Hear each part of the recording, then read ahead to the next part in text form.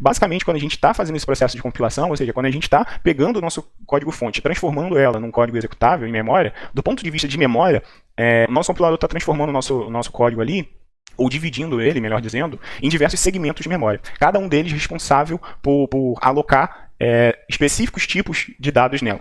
Basicamente, os tipos os segmentos, né, digamos assim, que eles podem separar são 5. Quais são eles? O heap, o stack, o data, o BSS e o text, ou também conhecido como code segment.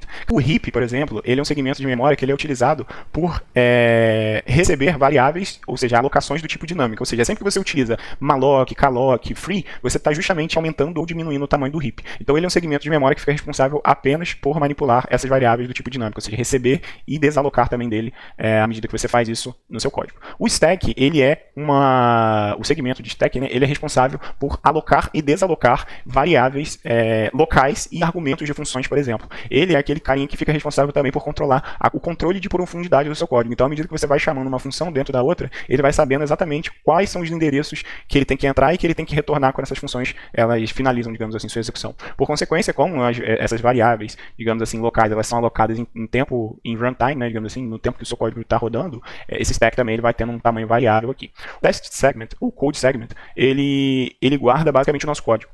Então, esse carinha aqui é o responsável por segurar para a gente todo o nosso código. Todas as linhas escritas de código é esse carinha aqui que recebe aqui. Vamos lá. Se a gente parar para refletir aqui, eu falei para vocês que o heap e o stack, eles cuidam, né, digamos assim, de variáveis que são alocadas e desalocadas em runtime, ou seja, em tempo de execução. Então, isso aqui, eu posso dizer que existe um runtime allocation. Vou botar só assim uma abreviação aqui. E esses carinhas aqui, eles são alocados, como eles são fixos, eles são memórias fixas, eles são feitos em tempo de compilação.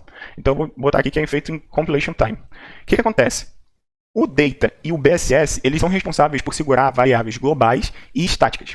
Mas como que eu consigo saber quando que uma vai segurar e o que a outra vai segurar? O data segment, ele segura variáveis globais e estáticas inicializadas. Então, quando você escreve lá static int a recebe 3, numa mesma linha de código, você está inicializando essa variável, seja ela local ou global, por ela ser estática, ela entra dentro desse data segment aqui. E se essa variável global ou estática, se ela for inicializada, ela entra dentro do data segment. Se essa variável ela não for inicializada, sendo global ou static, ela entra dentro do BSS.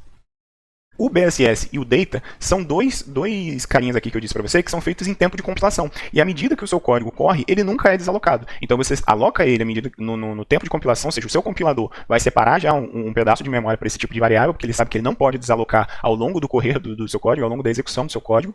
E aí eles nunca são desalocados.